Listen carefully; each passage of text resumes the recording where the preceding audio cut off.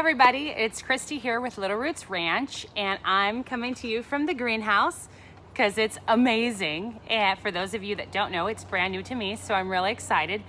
Anywho, early November, or November in general, in the Pacific Northwest, what are some gardening tips? I've got five tips to do in November, mostly early November, but November, and then also a bonus tip. All right, starting off, number one.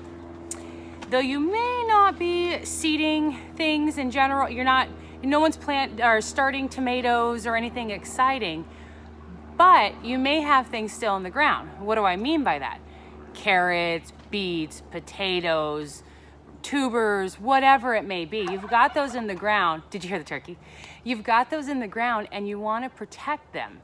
And so what you want to do is add 4 to 6 inches of a mulch, say like a straw. I think that's what most people use. Some people use straw, compost, whatever it may be, whatever helps tuck them in and keep them warm. Number two, if you have perennials, it's time to divide them. If you don't have perennials, don't worry about it, skip this tip. But if you have perennials, you need to divide them. Suppose, for instance, dahlias would be a good example. I do have dahlias that I started from seed last year. Now this is their first year and the root systems are fairly small, so I'm gonna leave them. As another side note to that, many people dig up their dahlias. I personally don't. So mine are gonna stay in the ground. I will put the mulch on them, but they'll stay in the ground. But this is their first year. They're not too big and crazy and tangled, so I'm gonna leave mine. But in the next year or so, I'll have to dig them up and look at them and probably divide them. So if you have perennials, especially, tubular or whatever, bulbulous, I don't know what the word is, perennials, then you're gonna wanna go ahead and divide those.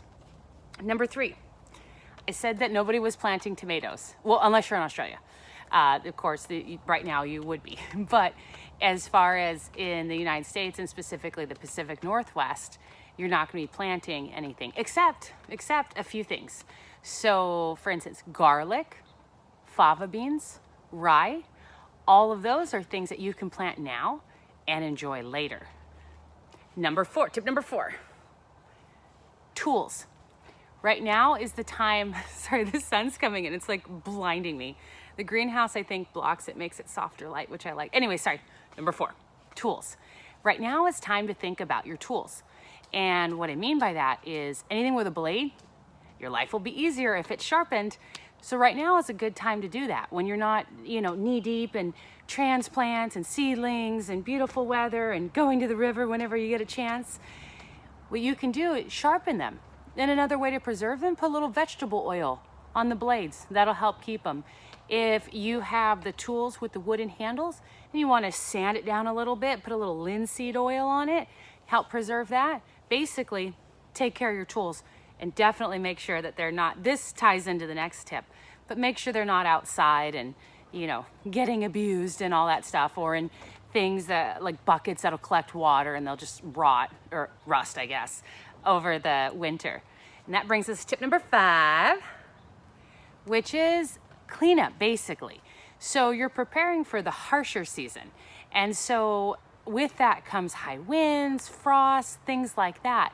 What you can do to protect that, or to be prepared for that, is to go ahead and with your hoses, irrigation or otherwise, go ahead, first empty them, drain them, and store them away. You're gonna want, because they might get stepped on or broken, frozen. Did you hear the turkey? All of those things. And so you want to protect that. The other part of the cleanup is, of course, the freezing, but also the winds, meaning make sure everything's secure, especially if you have, greenhouses, cloches, whatever it may be. You want to make sure that those are secured because those winds come and we all know how crazy they are. So keep that in mind, just to think about things that, in the past, what are struggles that you faced over the winter when the weather is less favorable, and try and think about ways to prevent that or make it easier. That kind of segues into our bonus tip. So we're a little fresh off our last gardens. They potentially might still be performing or maybe not at all. But regardless, you're probably fairly fresh off. So now is the time to really sit down and think, what did I learn? What did I want to do different?